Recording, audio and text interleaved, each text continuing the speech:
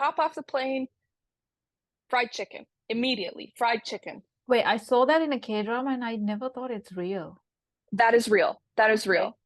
It's with the size of the clothes, isn't it? Yes, yes. And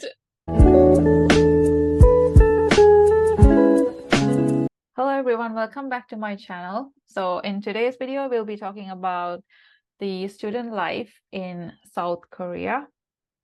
And this episode will be in English, but you guys have subtitles, so you can use that.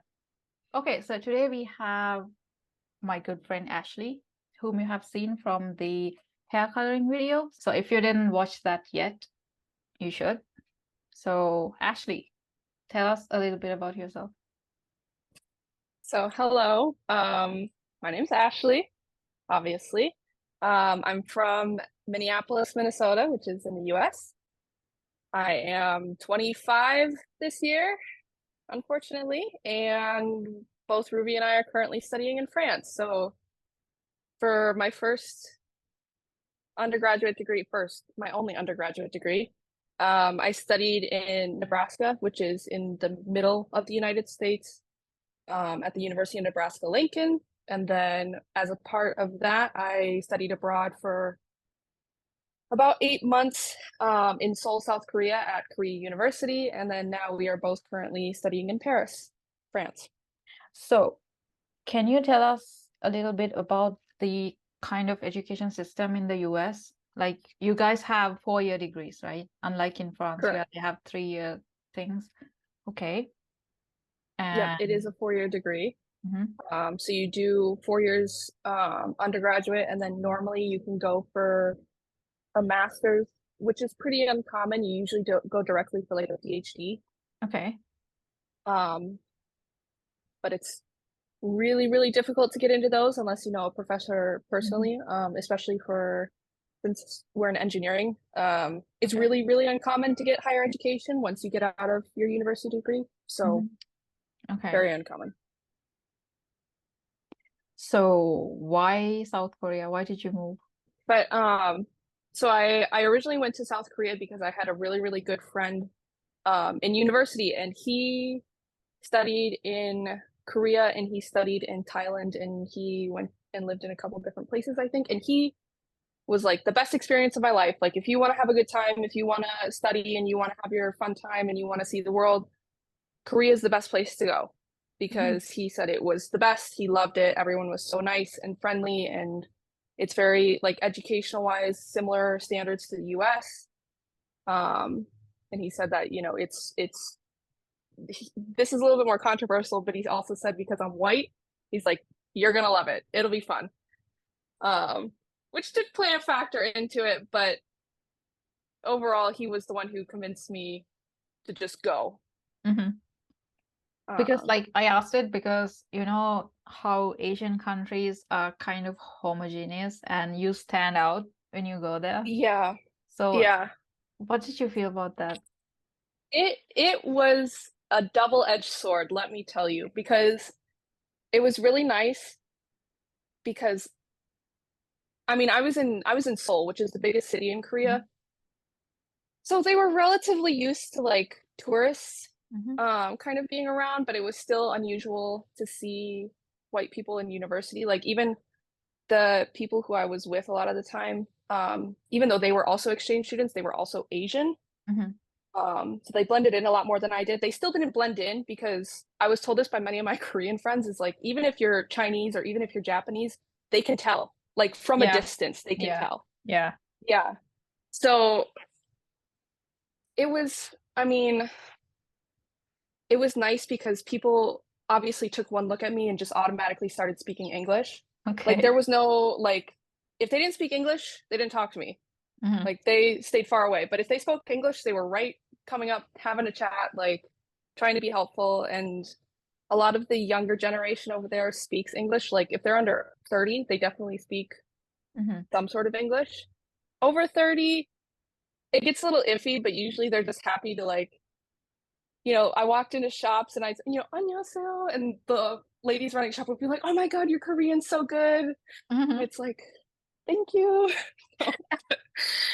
Um, No, I don't speak it at all, but it it was nice because they kind of automatically knew to treat me as like a foreigner, but they were generally extremely polite, extremely helpful, extremely nice to be around. So it wasn't a major issue for me. Okay, so what was your first impression like the very first few days? I'm not gonna lie, when I first like plane landed, I got there at like 11 o'clock at night, Hmm. which I'm counting as a blessing because I could not, like, it was pitch black dark, Hmm. could not see anything, and I'm kind of grateful for that because this is like my first major experience living outside the US. Hmm. And if I had seen it during the day, I think I would have like lost it right then and there, stayed in the airport, gone back home. But no, I actually came there during night, so I didn't really see the city for a couple more days. I think the next like 2 days, the girls who were in the same room as me for dorms, because I was in a five-person dorm. So five of us staying in like one unit. And some of the girls there were like, okay, let's go out drinking. So we went clubbing in the first weekend. And I had a very, very bad experience doing that. Okay. Um, Mostly because of my own dumb decisions, but overall it's like the city was nice. I was amazed about like public transportation was extremely clean. Nobody really bothered us. Even like I think there was one homeless guy who lived down the street from our dormitory and he just was like he was there all the time, but never bothered us, never talked to us, never had an issue. And I mean, it was fairly common to walk back home at like 3 a.m. by yourself and just like no issues. Nobody would talk to you, nobody would bother you. Um, so overall, it's like I had a very good impression in terms of like the Okay. attitudes and the people. The city itself, I'm not gonna lie, it was kind of freaky, not because it was bad, but just because I wasn't really used to living like in a big city. Okay. So it did kind of freak me out. No, but overall, I think the majority of it was I was just surprised by how clean it was. Um, Except for on garbage day, because then the streets were a mess. But overall, extremely clean. Mhm. And did you notice like any cultural differences when compared Oh to the yeah, US? Yeah. oh yeah. The the politeness was on another level. The drinking culture was also on another level. So, I mean, it was normal over there to like go out drinking with your boss. The I worked for a professor while I was over there, and she took us out drinking and like actually expected us, because when you're at like an event with your boss, maybe you have one drink and you call it good because Mhm. you don't want to, you know, you don't want to be intoxicated when your boss is right there. And she was like, no, no, we're drinking. And we drank. But I was just very surprised about how it's just like every single day of the week they go out Okay. drinking. Okay. If you want to go out drinking on a Tuesday night, they will go out drinking on a Tuesday night. The bars are already full, okay? And I think that really surprised me, especially with like the study culture over there is pretty crazy because it's like I had friends who they would go out drinking, they'd walk home at 3 a.m., sleep for maybe like 4 or 5 hours, and then go study in the library all day, like fully Okay. hungover, go study in the library. Mhm. Um, which I mean is pretty on brand for students.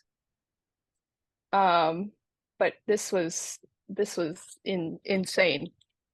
So, but I was also told that for them, university is like the only time in their life that they really get to like go out and have fun Okay. because when you're in high school, you have to get into university and getting into university over there is extremely difficult. Yes, I have heard. And once you're in university, you can have your fun because when you get out of university, searching for a job and getting a job and keeping a job Hmm. is extremely difficult. Like when you watch K-dramas Yeah. and they're interviewing people and they like Hmm. expect you to know every single detail about the company and they expect you to be able to comment on like the politics of the company within like Mm-hmm. economics. 100% true, if not worse, like Okay. in real life. So just the preparation that goes into some of that stuff, absolutely insane.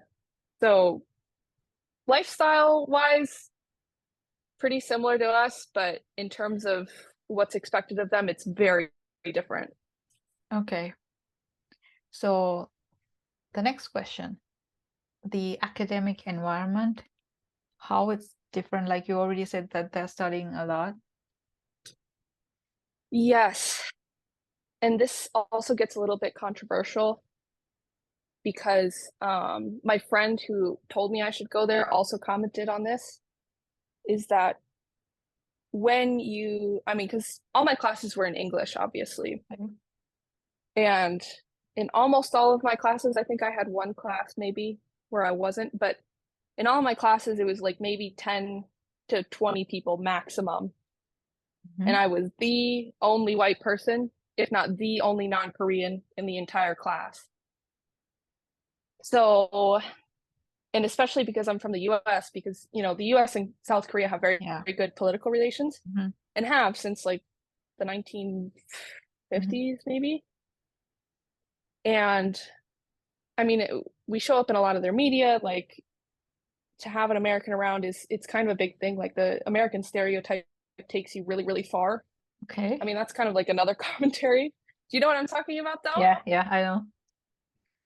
So a lot of professors who were Korean, because I think I had one professor who wasn't, but a lot of professors who were Korean would kind of like look at me as a guide, especially because they were teaching in English, of Okay. like, oh, is this Mhm. okay? Does this make sense? Like, Mhm. can you check this? Is it good?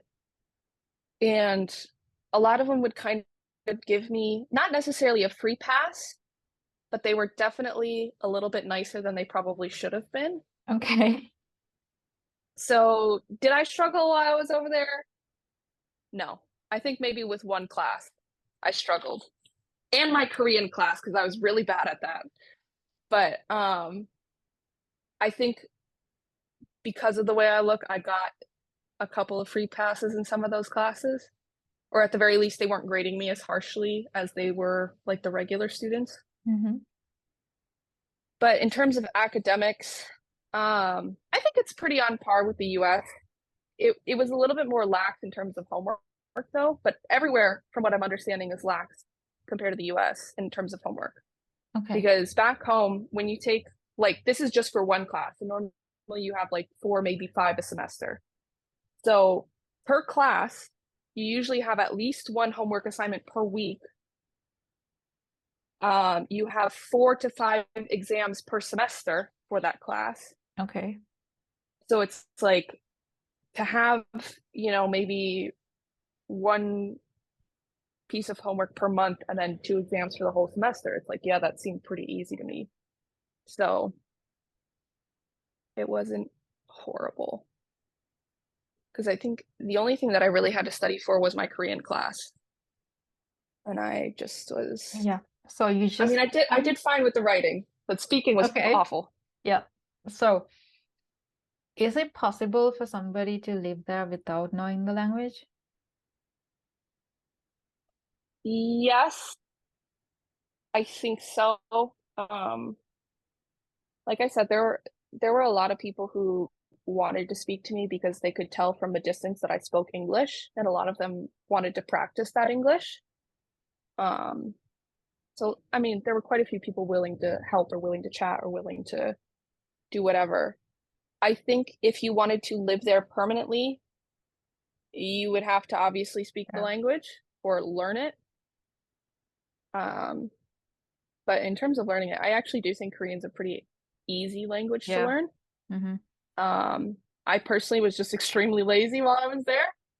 So plus nobody made me speak it because they all saw I was white and they were like, "Oh Mm-hmm. yeah, this girl speaks English." So um no, I definitely think you can get by without knowing anything. So my friend who recommended I go there, he stayed there for I think it was just over maybe 2 semesters, and he came back, didn't speak a word of it.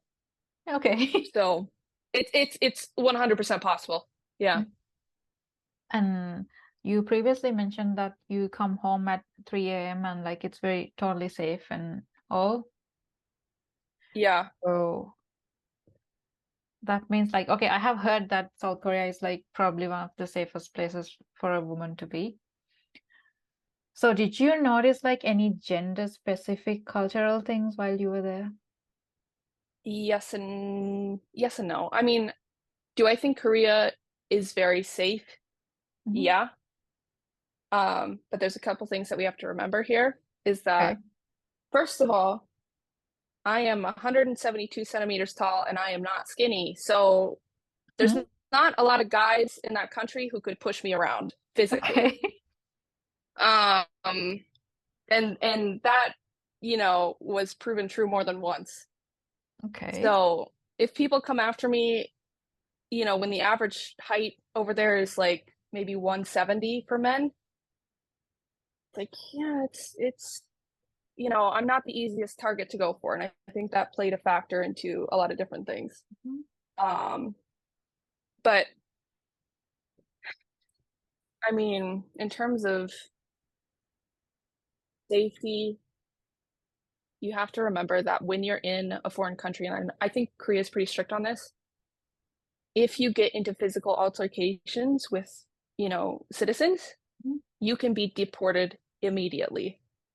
Like no trial, I'm pretty sure you can get deported. Okay. And I know some of my friends there had some negative experiences with men, and chose not to go to the police about it Okay. because they didn't want to get deported or because they didn't want to have to try and push through. So, I mean, I think that's pretty fair for wherever you go, Mhm. is that a lot of the times, if you get into an altercation with a citizen, they're going to prioritize the citizen over you. So I think that's important to remember where you go. Like, for example, in France, it's illegal to carry any weapon to defend yourself, like pepper spray. Okay, back home, carrying pepper spray is fairly normal. For like when you go out and stuff. And here it's illegal. You could get arrested for Yeah. that. So in terms of cultural differences, yeah, they definitely exist. In terms of like my day-to-day life, oh, I do know that I thought it was really weird. Some of my Korean friends, I remember one of them talking to me and she was telling me about this guy that she had a crush on. And I was like, oh, like how old is he? What does he look like? How did you meet him? And she goes, and she was younger than me. She was 20 at the time. She goes, "Oh, he's 45. He's my professor." Okay. And I was like, "I'm sorry, what?" And she's like, "Yeah, we met through a mentor, like a mentoring relationship, Okay. and we both agreed that it's just not gonna work or like, we shouldn't be dating because it wasn't even because of the age. It was because of like they were in different places in their lives or something. And just like 100% seriously, she was really upset that they could not be together. And I was like, "You doing?" And I was so confused because I'm like, "You're like 20 years old and you're telling me that this I mean, he looked like a 45-year-old man. He wasn't like, Mhm. Henry Mhm. Cavill or something. He looked like he was 45." And I was like, you do realize like there are men your age who I'm sure would be extremely willing to date you. And she's like, yeah, but I think it's fairly normal, like, to marry somebody who's 10 plus years your senior. And I talked to some of my other friends, and it's fairly normal for them to have crushes on men who are like Way old. that much Mhm. older than them. Yeah. And I was really unprepared for that.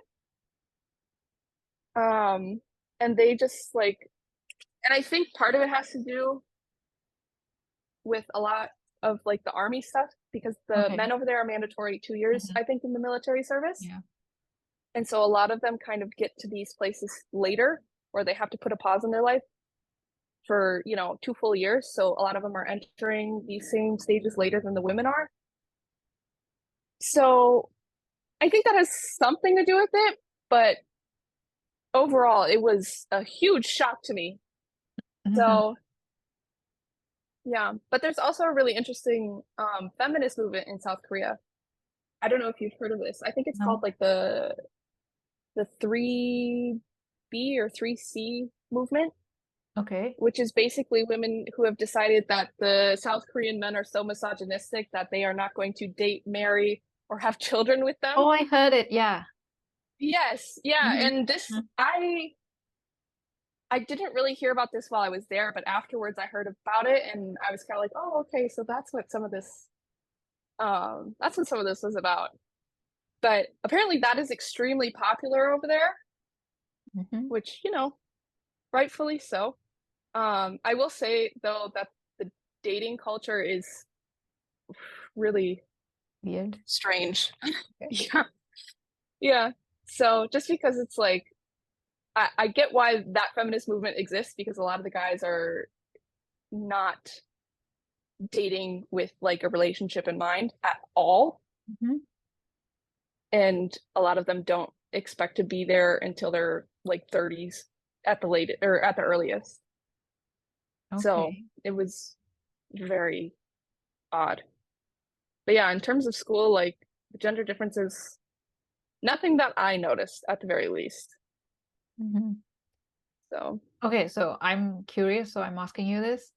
What about the plastic surgery culture? yeah. Oh my God, yeah. It was it's I was even suggested to go get plastic surgery. For what? Um yeah, well, it's not like there's high levels of plastic surgery that you Hmm. see on TV, like, okay, you get your face restructured, Yeah. you shape your jawline, you get the nose job, whatever. But Hmm. there's also like lower levels of plastic surgery, like what they suggested for me. So here, let me turn to the side so you can see it. So in Korea, Hmm. your beauty is very much deterministic on how you look and like your bone structure, as is with Okay. most places. But one of the main things is this gap right here. If you have a straight nose, so there's no Okay. gap here, Hmm. Hmm. it's considered very like desirable. Everybody wants that. Like it's like one of the Okay. features on like a perfect face. Hmm. And what was suggested to me was I go get fillers to fill in this part of my nose to make it more straight and this part here to make it like a perfect line. And technically that counts as plastic surgery. I didn't do it. But also from what I understand, it's like dirt cheap to do Yeah. any sort of plastic surgery over there, Hmm. which is fairly true. At least compared to the US, it's fairly true. So like you So see it everywhere, like everybody does it. I heard that they're doing the double eyelid. yeah, the double eyelid one is actually pretty common, but I think for the age group that I was running with, it's not that common because they're all still in university, so they're living on Okay. student budget. But I think once you start getting into the workforce, it's a lot more common because, especially for women, this is probably one of the more I don't know if it's necessarily true, but you definitely see this on a little bit older women that they do get plastic surgery to usually help their careers is the reasoning that they give. Okay. Just because it's like you're more likely to get involved or like you're more likely to be promoted as a face of the company in front of clients Okay. and stuff if you're more beautiful. I also So, heard that they're photoshopping the photo on their oh yeah, CV. Yeah. they they Photoshop their passport photos. Like we had to go get our photos taken at one of the passport places for a visa because I can't remember where we were going. Oh no, it was for my Korean ID, Okay. Hmm. which I still have. Technically, you're not supposed to take it out of the country. You're supposed to turn it in, but I still have it back home. But we went to this guy to take our photos, like passport photos, Hmm. and fresh off the computer, he's putting like Facetune on it and he's editing them to make our jaw lines like more pointy. And it was, I mean, you're not supposed to do that, Hmm. but they do it all the time on every. I'm not kidding. If you ever meet a Korean, ask to see their photo ID and just look at it side by side. It's like the face is perfectly blended. Like it looks like they're wearing a fresh face of like foundation, and it's pretty ridiculous, but they do look good though, so I Hmm. can't be mad. So, do you have any of your like favorite moments or anything that you would like to like vent and like put it out?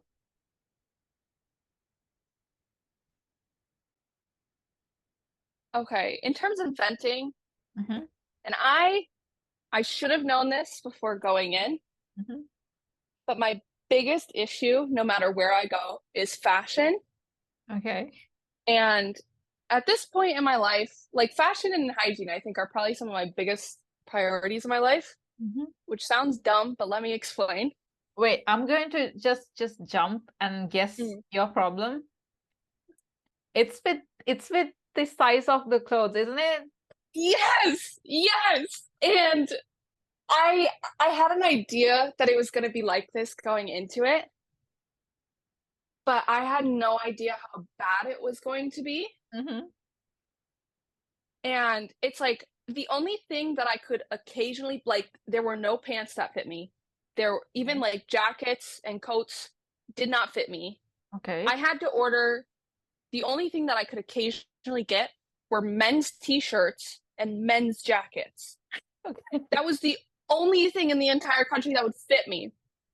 And I'm really lucky that I was at a stage in my life where this was very much, Midwest Ashley. I Hmm. was still like my peak fashion was like jeans and a t-shirt for me, okay? Okay. And I wasn't really like, taking care of my wardrobe or taking care of like my makeup or taking care of my hair. And I still struggled so much because I could not like fit into anything. So it's like you're getting exposed to all these different types of fashion with the international students and with, obviously being in a different country. I could not keep up with any of it. I could not change my style at all because I could only fit into the pieces that I brought with me. And I Okay. was I was so mad about that. And the second I got home until I came here to Paris, I spent the entire time like renovating my entire wardrobe because I was like, I can never do this again. I can't be in this position again where I can't have anything to wear and I can't Hmm. buy anything because none of it'll fit. I was so mad. And the craziest thing is too is that I was probably at one of the skinniest years of my life while I was in Korea because I was walking so much and I wasn't eating that much. I was probably the skinniest I've been since I Hmm. was like maybe 13 years old. And I still could not fit one of my calves into an extra large pant size over there.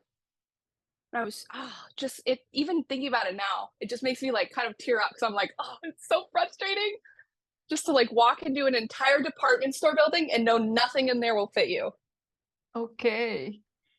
It was on another level. I will say though, their makeup and their skincare, It's the best. chef's kiss, it is the best. I miss that so much of like because people say that French skincare is good. It's not by comparison. Hmm. Like in terms of quality for price and like the number of options that you're getting, Korea is 1000% better.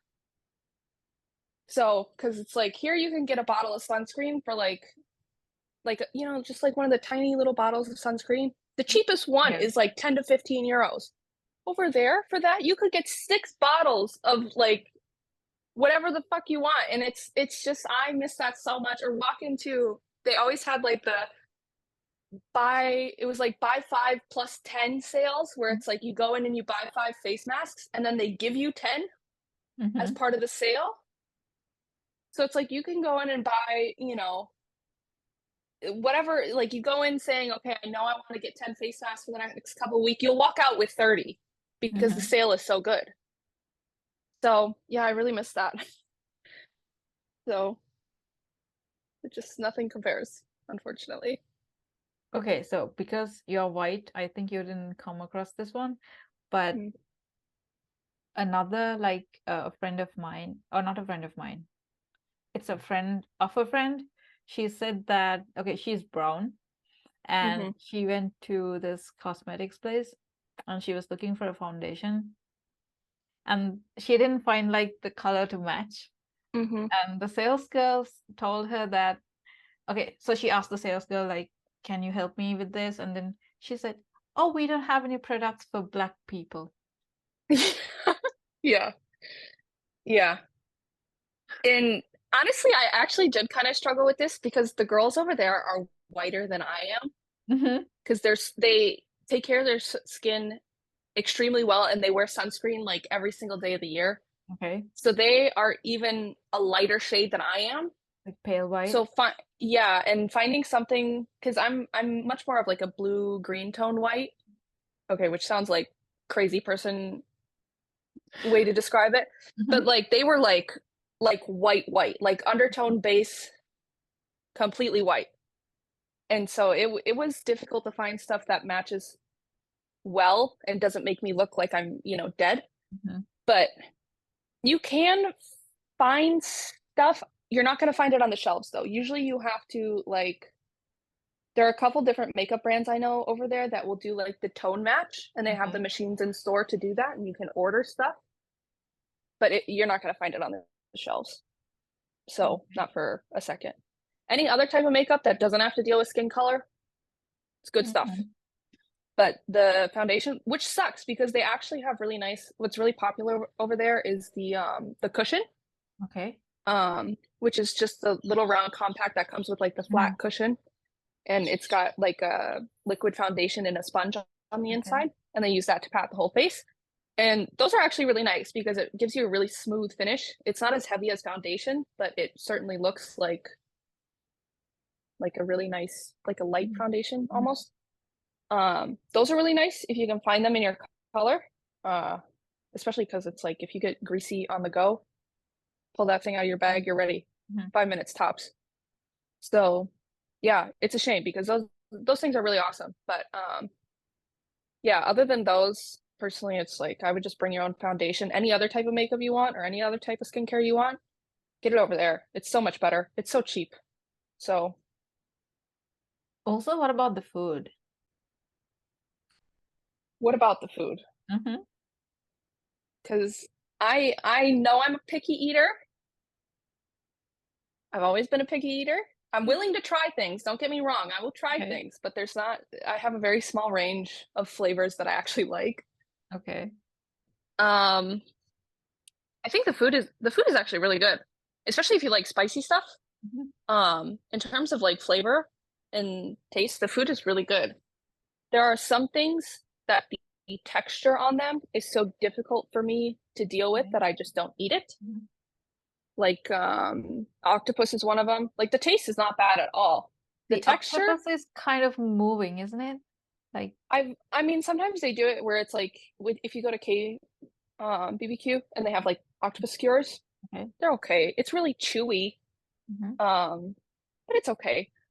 But the one that you're talking about where it's moving is the one where they take like a fresh octopus, literally cut off Yep. the head and then Mhm. just slice it up and serve Mhm. it. I've had that, and something that they warn us about is like when you're eating it, you have to make sure to really chew it before Okay. you try and swallow it because the Oh, suckers it's are still going to, going. yeah.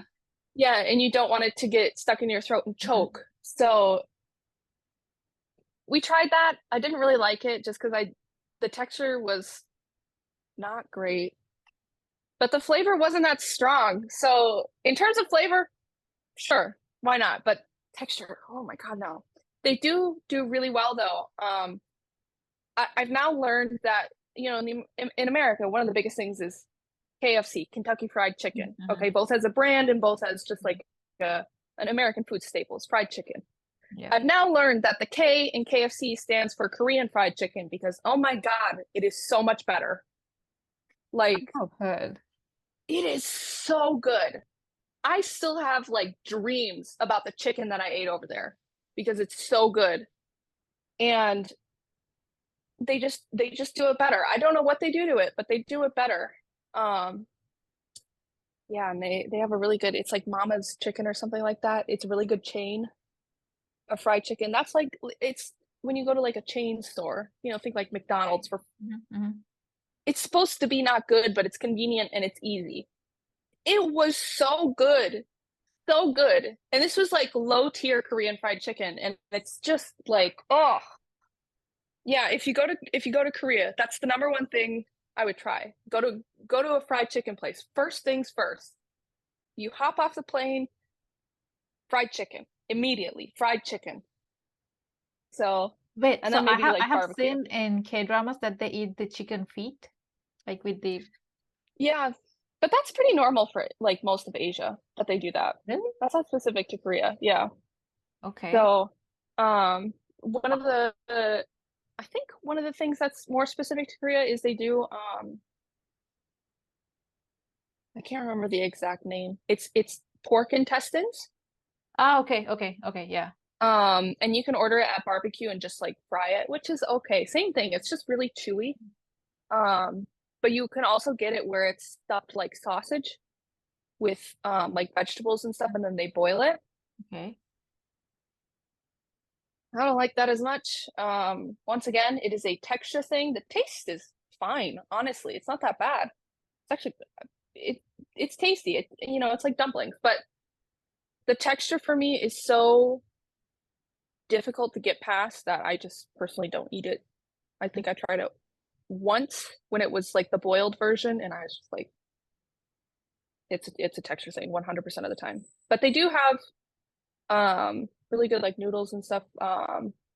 What's it called? Naengmyeon, which is the cold spicy noodle, usually Okay. spicy, but it's the one that is like served in ice. Is really good. That one's really difficult to eat though, because so in Korea, because of course everyone in Asia has different chopsticks, Mm-hmm. um, which is fine. But Korea decided that they were going to live life on hard mode. And the type of chopsticks that they have are metal. Yeah. And if that wasn't bad Agreed. enough, Mm-hmm. they're flat. So, and this, I swear to God, this is part of the reason why I think I lost so much weight while I was over there. Mm-hmm. I could not, I didn't know how to use chopsticks.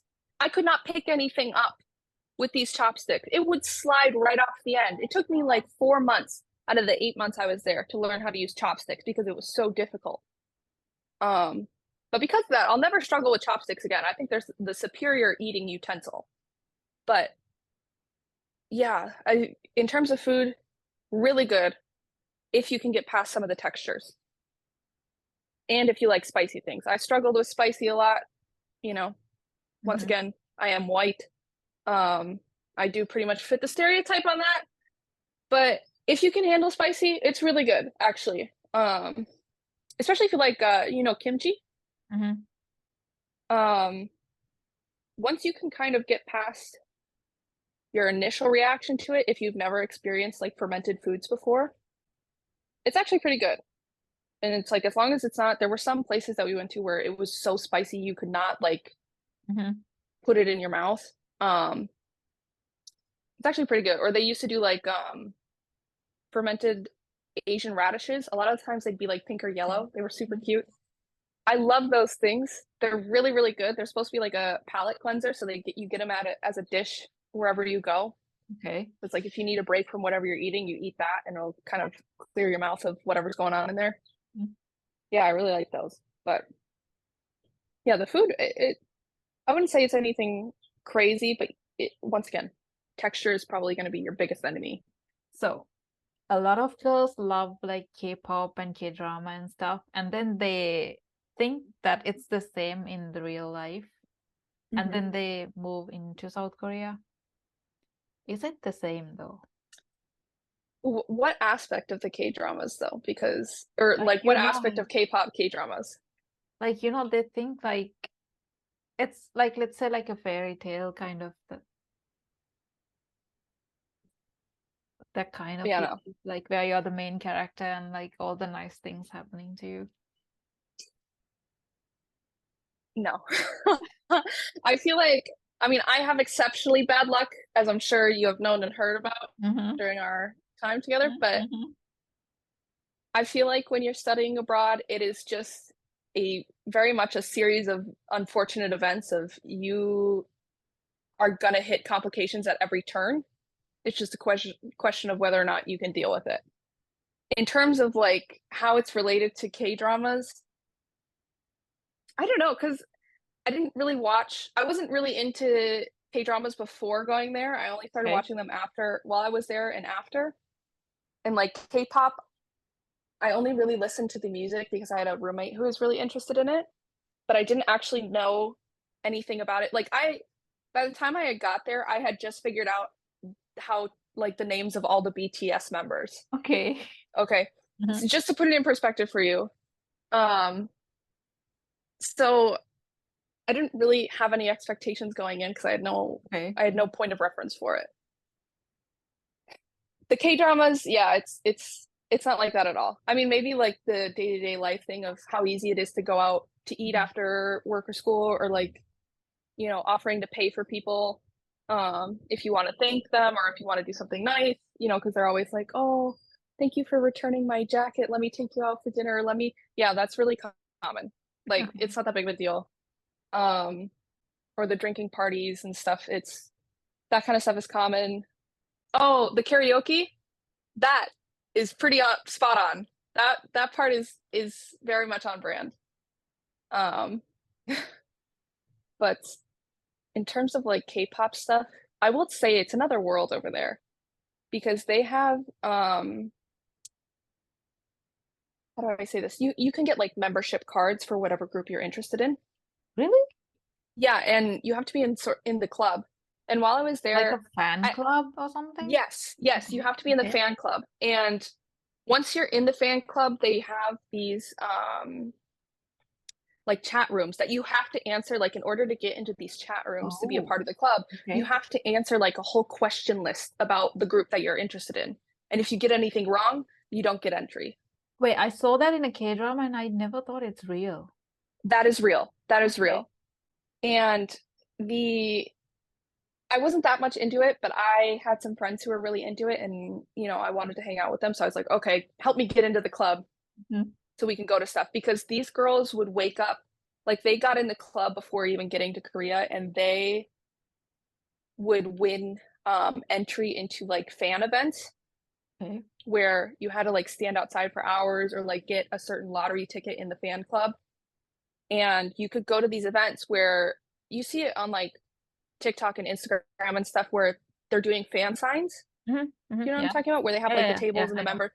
Yeah, and they do the little performances and then they stop and do the fan sign afterwards. They answer questions, they go through whatever.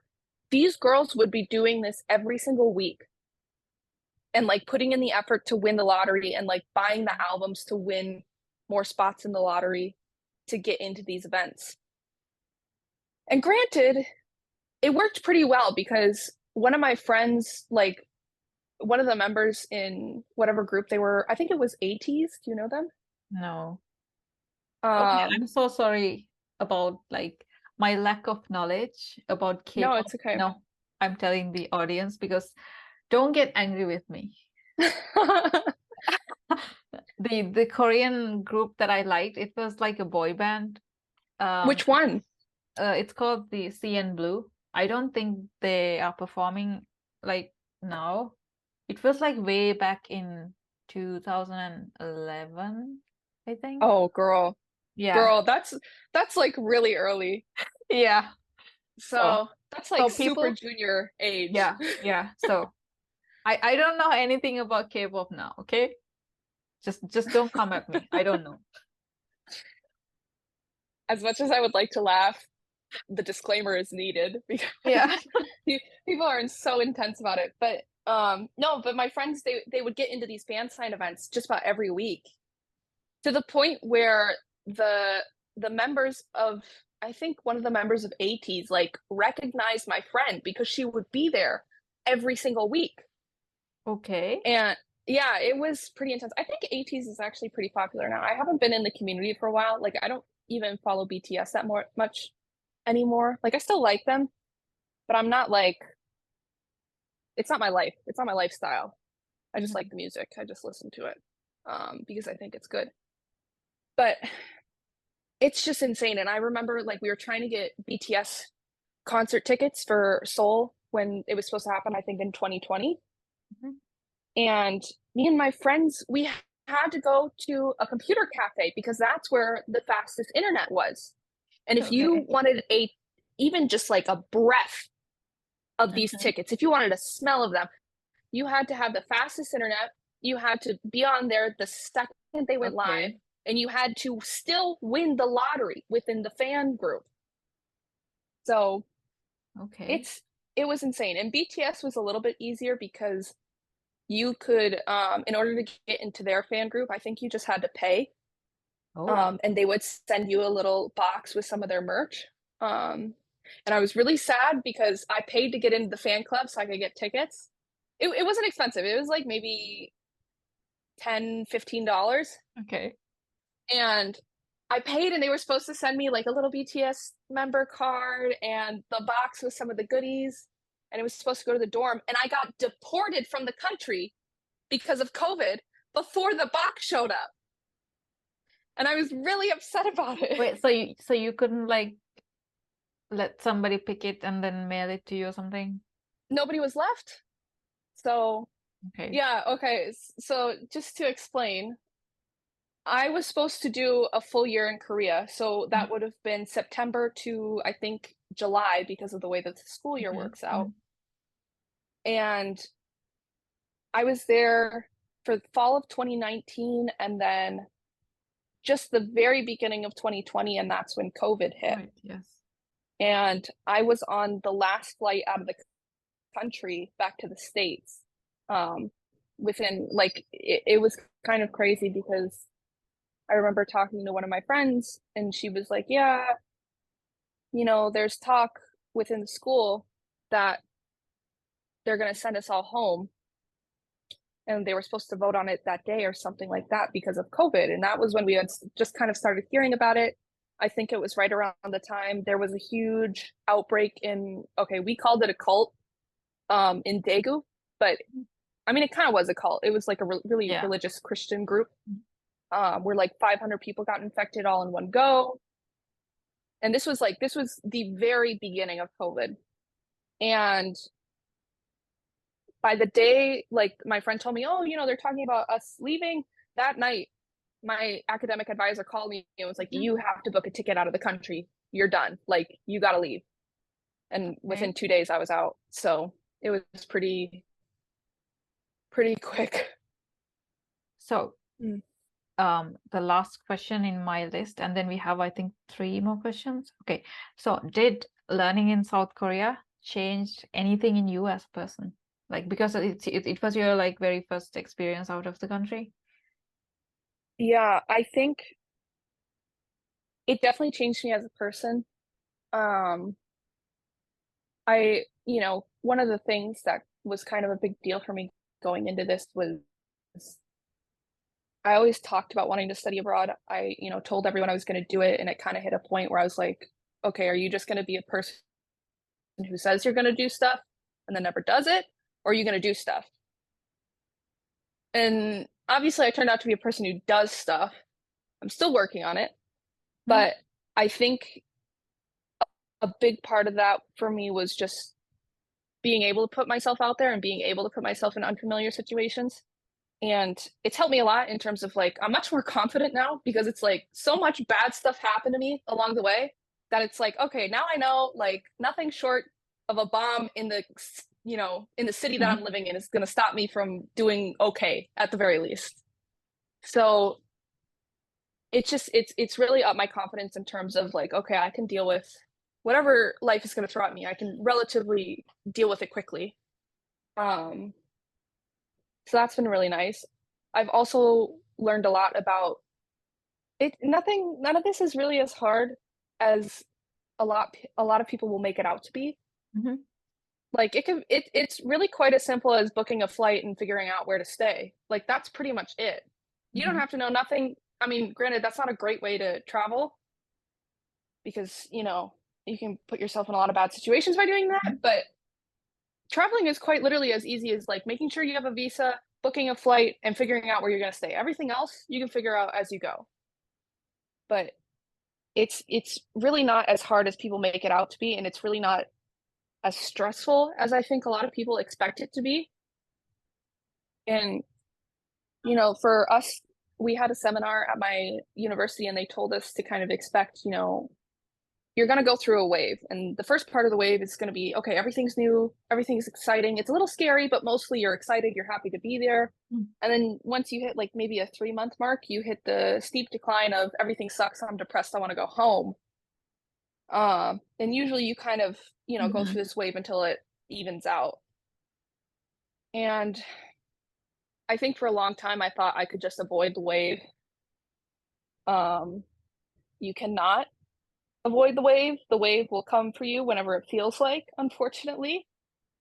But I think being able to keep yourself busy and being able to, make sure you have at the very least something to do, if not someone to be with Okay. in terms of like spending your time, I think that helps a lot. And like I said, it's not nearly as hard as people will make you believe it is. So, Mm-hmm. yeah. Okay, so this evening I put a community post, and only one of you had a few questions about South Korea, maybe because it was last minute. So she's asking, um, is Korea worthy to do higher studies and settle? Okay, she's now explaining it because I saw a lot of things that it's hard to get a job there, even if we studied and learned the language. I heard they don't really give opportunities to foreigners. Is it true? Yeah. Um, that part is true, unless you're teaching English, but from what I've Mhm. heard, teaching English in most parts of Asia is not really a good idea. Um, I think it's good as long as you are a native, like a native yeah, English speaker, and not. I mean, some places will do things like they'll kind of scam you actually, where they say, "Oh, we'll provide housing, we'll provide whatever you need, and then we'll pay you this stipend," and you show up and you're basically living in like slums and they're giving you way too much work and they're saying, okay, well, you're only here because we're giving you a visa. So Mhm. unless you want to get deported and have nowhere to live, you have to continue working the way we say you're going to work. And I know this is really popular in China too, where they will take your passport upon landing, so you cannot leave. Okay. Um, so in terms of teaching English, I think frequently it can be a scam. It just might not be the scam that you're thinking of. Mhm. If you want to get outside of teaching English, Like for I an think, example, let's say like law or medicine or something like that. yeah, I don't think you have a good shot really, unless you're at like a professor level. Mhm. If you want to be a professor in those subjects, yeah, I think that's perfectly reasonable. You'd have to get in pretty good at one of the main universities because there's three main universities. It's the Sky Universities in Korea, which is Korean University, Seoul National, and Yonsei. Mhm. Korea, of course, is the best. Um, in my opinion, it may or may not be at the top, but in my opinion, it is. But if you were going to get into one of those universities as a professor, yeah, you can do whatever you want. I think that's perfectly reasonable. If you want to work in like an office or something over there, it's pretty difficult. Mhm. I do know that some companies will hire what is kind of like a, this is going to sound really bad, but like a white, Oh, like the there, diversity there's, thing? yeah, I think it's called like a white monkey or something like that. I can't remember the exact language for it, Mhm. but it's Mhm. basically just like the white person they hire to make the office look good. Okay. Or like speak English for them. Mhm. Um, it sometimes happens. It's not, I don't think it's that common anymore, but sometimes you'll find it and you're like, okay, there's only one white person in the office. Like, it's just interesting, but I don't think it's reasonable. The other thing is that I don't think you would want to, considering how tough the working life is over there. Like, there's a reason why they have really high suicide rates for Yeah. adults. Mhm. Um, and you know, I just don't think that if you're coming in as an adult and you want to work there, you're not going to have your support network around you. You're going to be speaking a language that you're not going to be necessarily comfortable in or fluent in. It's going to be a very different environment. Like, am I saying it's impossible? No. Am I saying it's probably going to be extremely difficult and not what you think it is? Yeah. Mhm. So, I was told though that the best way to do that, if you want to do something like that, is to find an organization either from your country or a country that has a better kind of work Mhm. environment and see if they have a branch there that you can transfer into. That's a much more reasonable way to go because getting hired directly in Korea, I think, is really unlikely. Okay, so because a lot of you kept commenting about South Korea and if it's possible to do medicine and law there, just know that like law is kind of country specific. So maybe, and also check if they allow you to practice law or medicine as foreigners in their country, because you can get a law degree from there and then you may not be able to practice it in your own country. So be careful about that. And also about medicine, not every university is recognized by the SLMC. So far from what I know, they don't have a single Korean university in their list. So if you're a Sri Lankan student and if you want to go to study medicine, please check the list and check if you're allowed to practice medicine in South Korea as a foreigner. Because like you might end up getting a degree where you can't practice in South Korea or in your own country. So that's just something that I just remembered. So this girl has another question. Oh I yeah. have two suggestions for you on that Okay. too. Mm-hmm. Um, in terms of law, you could always look into international law and Mm-hmm. try and get in good with it, like politicians or even an embassy. Okay. It's not like if a lot of people do it, obviously it's going to be a lot harder. Mm-hmm. But if it's just you, you could probably get in that way. And for medicine, you could look once again into like international groups, think like Doctors Without Borders, Mm-hmm. Peace Corps, stuff like that. Might be helpful too. Mm-hmm. Okay, that's a good suggestion. So her second question is, can we earn money while studying to pay the tuition fee? Is it possible to cover the living plus the tuition? You can earn money. You're allowed to have up to, I think it's 20 hours as a student. Um, I'm not sure. I I'm pretty sure that was the law there Okay. is that Okay. you could work up to 20 hours a week as a student. I don't think you're going to be able to pay tuition like that. Granted, the tuition there is much cheaper, obviously than the US. I'm pretty sure everything is cheaper than it is in the US. I think I want to say like first semester, I think it was maybe like 3,000 USD, Mm-hmm. which is really cheap. So could you make enough to pay for tuition? It's possible. Do I think that's a good way to go in? Probably not. Also, you Um, need the language, right? yeah, I got lucky because once I started going to school, I got to work for one of my professors who spoke English, and her whole team spoke English, so it wasn't a big deal. I was just working in a lab over there. Technically, I don't think I was supposed to, but I did. Any, if anyone comes after me, that was totally a joke for legal reasons. Um, but you can find a job. I don't think it's realistic if you don't speak really good Mm-hmm. Korean. Like if you're thinking of like Itaewon class where or like foreigners finding jobs there, it only really happens if you speak Korean because I see it on TikTok a lot where foreigners are working as like bartenders and stuff. It's not common. Mm-hmm. Okay, so don't make judgments based on K-drama. No. Not a good idea.